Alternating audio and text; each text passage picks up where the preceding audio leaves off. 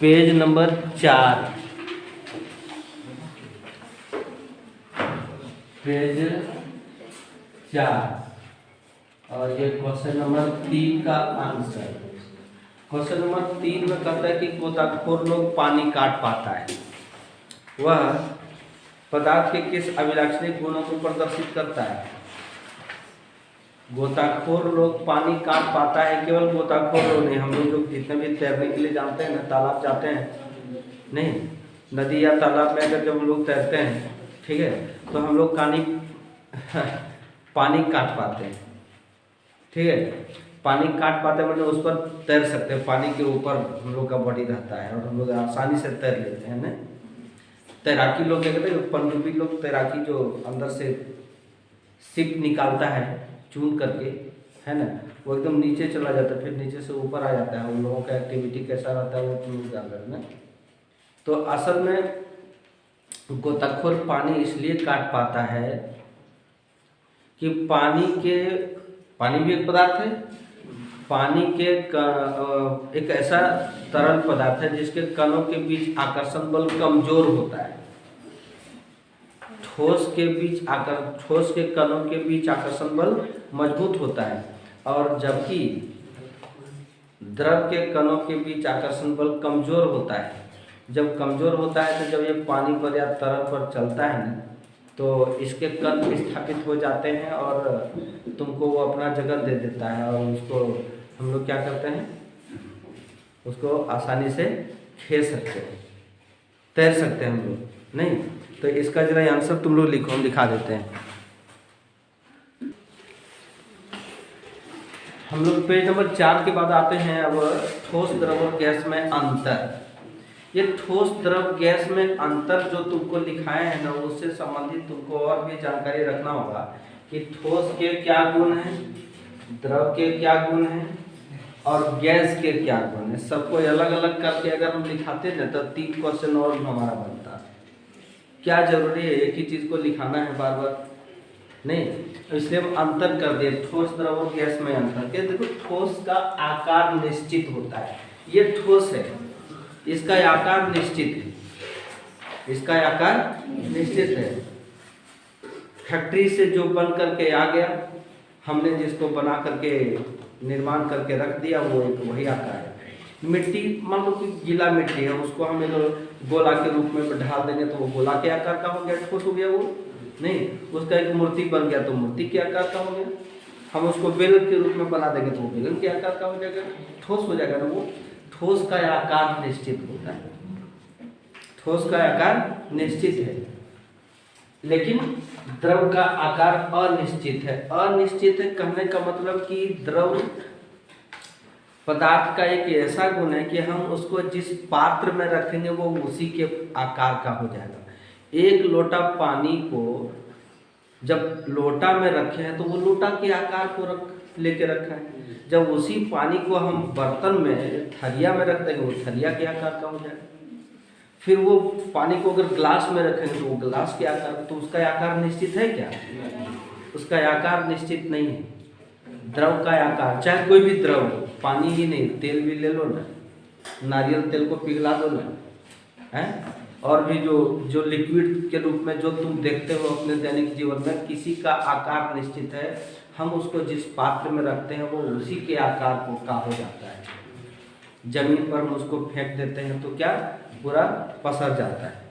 सो इसका आकार निश्चित नहीं है, अनिश्चित है। जबकि गैस का कोई आकार नहीं। हम लोग गैस को देख पाए हैं क्या? धुआं को देख लेते हैं, क्यों? क्योंकि गैस के साथ जो धुआं मिला हुआ वो धुआं नहीं है, वो कार्बन है। कार्बन के कण है जो धुआं के रूप में दिखता है। क्योंकि हम क्यों ऐसा कह रहे हैं जानते हो? क्योंकि जहां पर धुआं पड़ता है वहां का दीवार या वहां का जगह काला हो जाता है, तो कार्बन के कण रहते हैं वो, इसीलिए ऐसा होता है बस। लेकिन अभी जो गैस यहाँ पर है, अभी जो वायु है, हम लोग देख पाते हैं? नहीं देख पाते हैं। उसका कोई आकार ही नहीं, निराकार है। ठीक है, पहला पॉइंट का सभी का वो गुण हो गया तुम्हारा। दूसरा पॉइंट कहते हैं इसके कणों के बीच आकर्षण बल काफी मजबूत है, इसको तोड़ने में बड़ी बल लगता है। कोई भी ठोस को तोड़ने में थोड़ा सा बल लगाना पड़ता है। अब द्रव के कणों के बीच आकर्षण बल कमजोर होता है, इसलिए हम लोग पानी में हाथ डुबा देते हैं, निकाल लेते हैं, हम लोग खुद डूब जाते हैं, बाल्टी को डुबा देते हैं, निकाल लेते हैं, क्योंकि उसके कणों के बीच आकर्षण बल कमजोर होता है।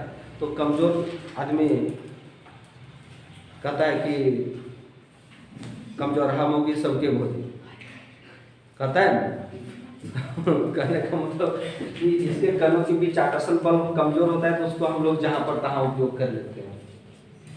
कि एक बाल्टी पानी निकाली, एक गिलास पानी निकाले, हम लोग उसमें डुबकी लगा लिए, ठीक है, या तो हम लोग लोटा से फुलक करके उसको अपने सर पर ले लिए, जबकि इसके कणों के बीच आकर्षण बल होता ही नहीं है। आकर्षण बल अगर होता तो हम लोग को अभी हाथ चलाने में बल लगता, जिस प्रकार यहाँ पर हाथ चलाने में बल लगता, यहाँ पर हाथ चलाने में बल लगता, मारेंगे जोर से तो इसको चोट लगेगी कि हमको लगेगा, क्योंकि ये ठोस है, इसके कणों के बीच आकर्षण बल मजबूत है, तो हम ही को नहीं चोट लगेगा। लेकिन गैस में हम लोग हाथ चला लेते हैं आसानी से, नहीं, पैराशूट चलता है, एरोप्लेन चलता है, सब चलता है। क्यों? क्योंकि इसके कणों के बीच आकर्षण बल है ही नहीं। कंप्लीट।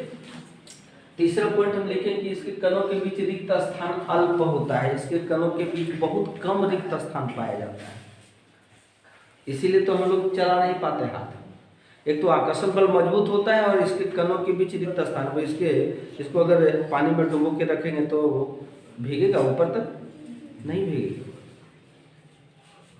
बहुत अल्प भीगेगा, थोड़ा सा ऊपर चला जाएगा। ईंटा वाला तुमको कल एग्जांपल दिए थे, क्योंकि उसमें थोड़ा ज्यादा रिक्त स्थान पाया जाता है, क्योंकि मिट्टी के कण होते हैं उसमें ना, तो जितना बारीक कण रहेगा कणों के बीच रिक्त स्थान उतना कम होगा, जितना मोटा कण रहेगा उसके कणों के बीच रिक्त स्थान ज्यादा रहेगा। मान लो कि वो जो गोटी ऐसे गोली खेलते हो ना, कंचा को तुम इतना ऊंचा ढेर कर दो नहीं, तो क्या होगा कि उसके बीच रिक्त स्थान ज्यादा रहता है, पानी ऊपर से डालते जाओ, पानी को भी वो रखते जाएगा अपने साथ नहीं। तो जितना ठोस के बारीक कणों का आकार जितना अल्प होगा, रिक्त स्थान उतना कम होता जाएगा, और जितना बारीक कण बड़ा होगा उसका रिक्त स्थान उतना ही बड़ा होगा, ज्यादा होगा, ठीक है। तो उसमें रिक्त स्थान अपेक्षाकृत अल्प होता है। और द्रव के कणों के बीच रिक्त स्थान अपेक्षा ठोस के अपेक्षा थोड़ा सा अधिक होता है, इसीलिए तो पानी में यानी जल में चीनी को या नमक को घुला लेता है, रिक्त स्थान ज्यादा है इसीलिए घुला लेता है, ठीक है।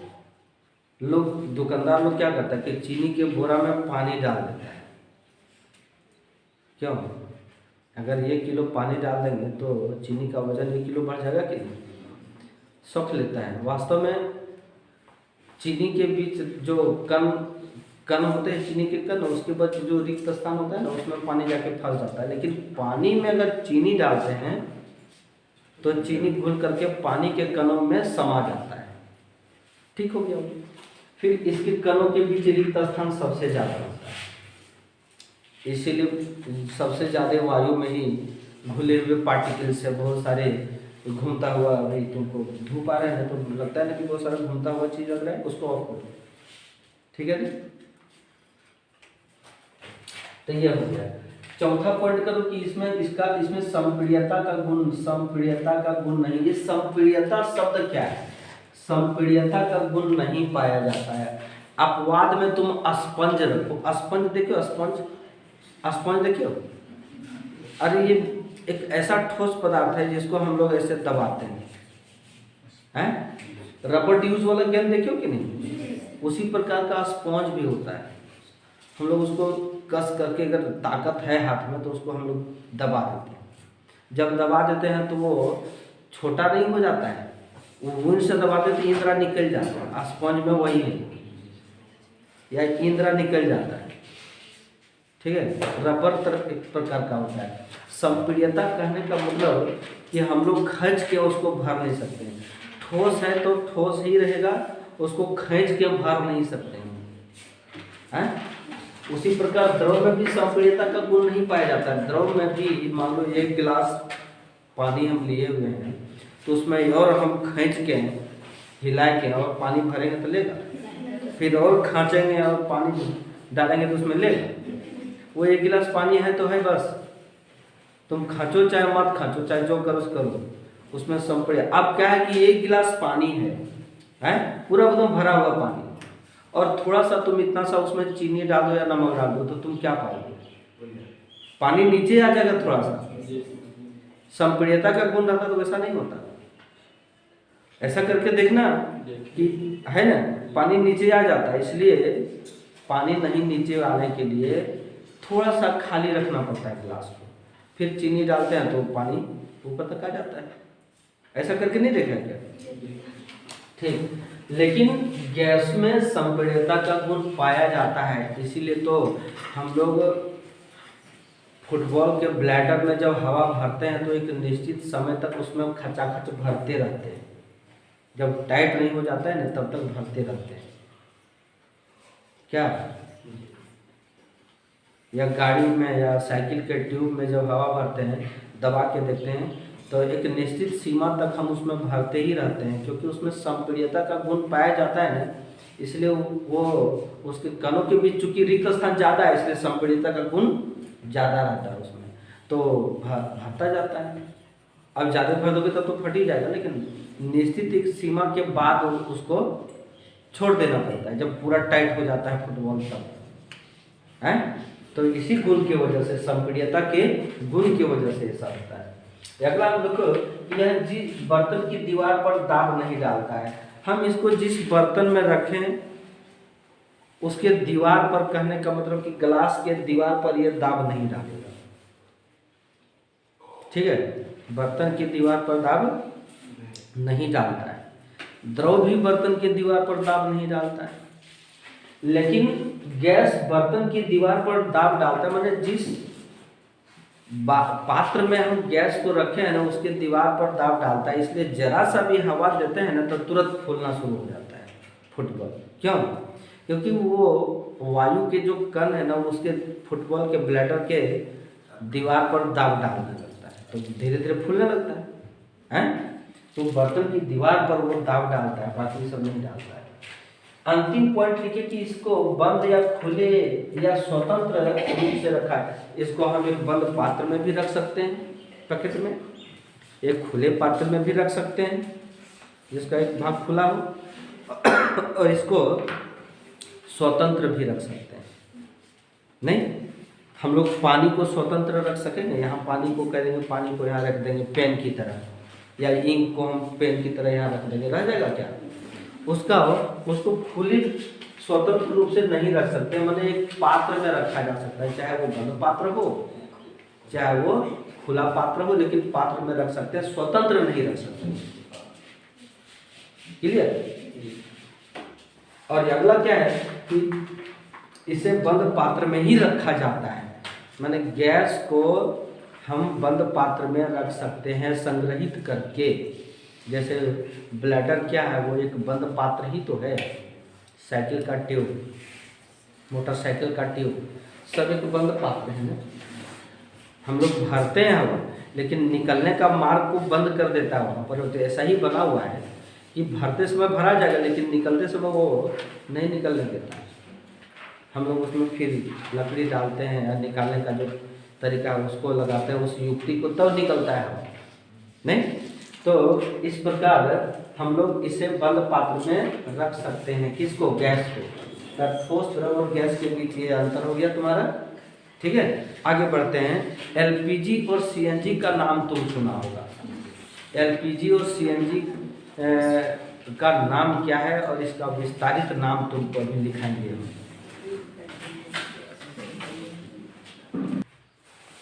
एलपीजी और सीएनजी का फुल फॉर्म, ये गैस है, द्रवीभूत गैस।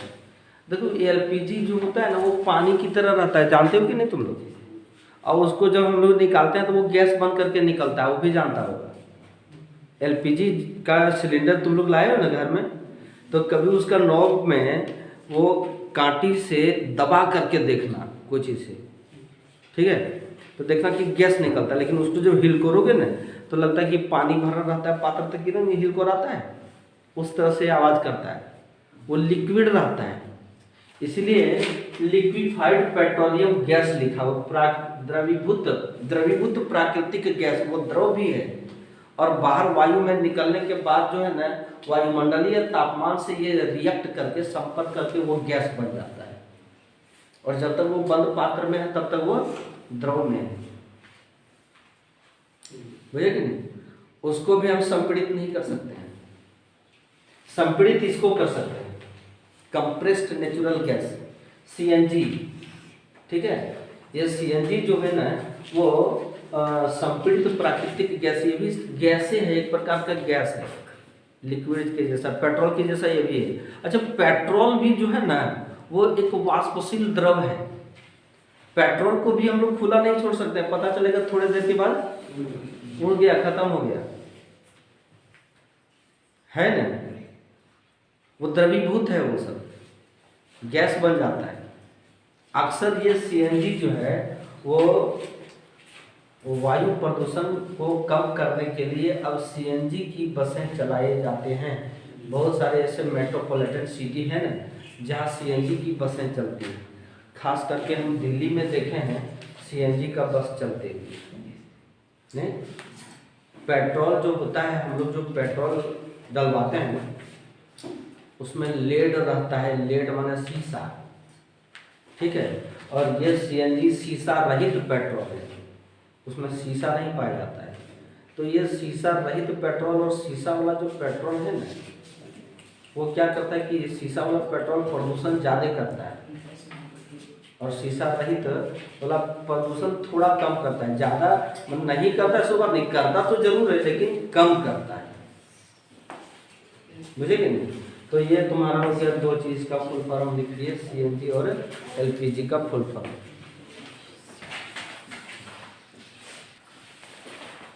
घनत्व का परिभाषा यही है, लिखे तुम लोग।